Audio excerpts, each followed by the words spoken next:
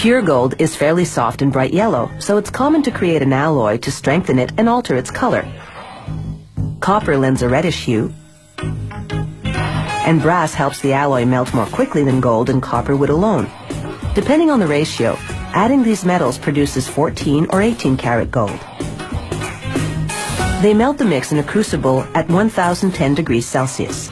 Just 3 of these scoops are enough to make about 5,000 14 karat gold chains.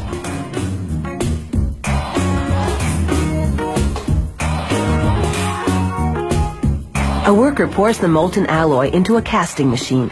Water cools the metal to around 370 degrees Celsius, solidifying it. The metal passes through a round die, which shapes it into a golden rod that's nearly 2 meters long.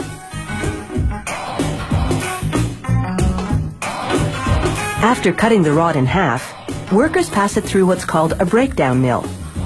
The machine reshapes the rod from round to square, so it'll be easier to stretch.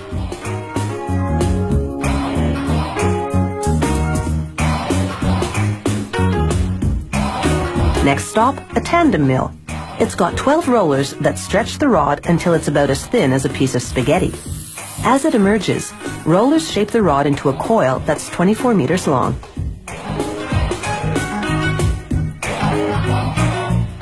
Workers soften the coiled metal in an oven.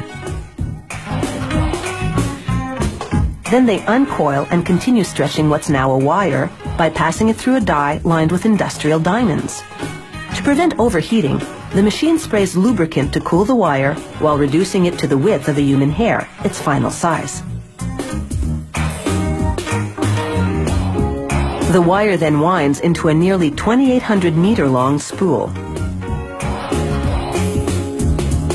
Next, they unwind 32 of the spools and run the wires through another oven to soften them even more.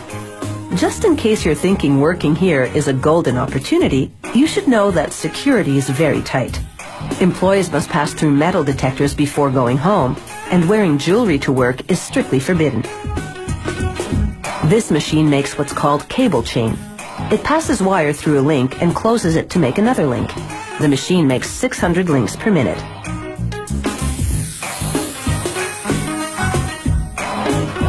Here, a worker does a random quality check. This machine makes a chain in what's called a Venetian style.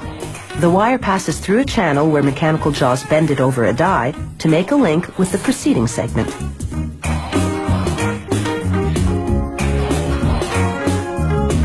To make what's called a spider style, this machine passes a wire through up to 5 loops before closing the link.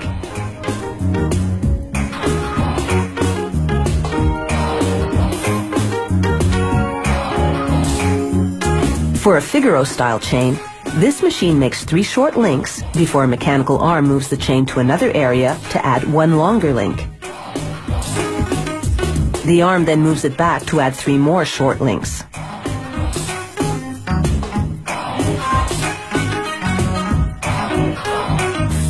The simplest style is what's called a rope chain. To make it, this machine threads a wire through as many as 2 loops, then closes it to make another loop.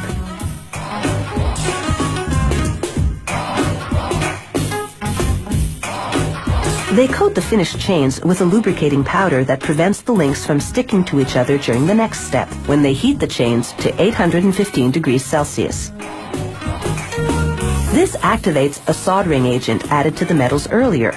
It fuses the ends of the links to each other.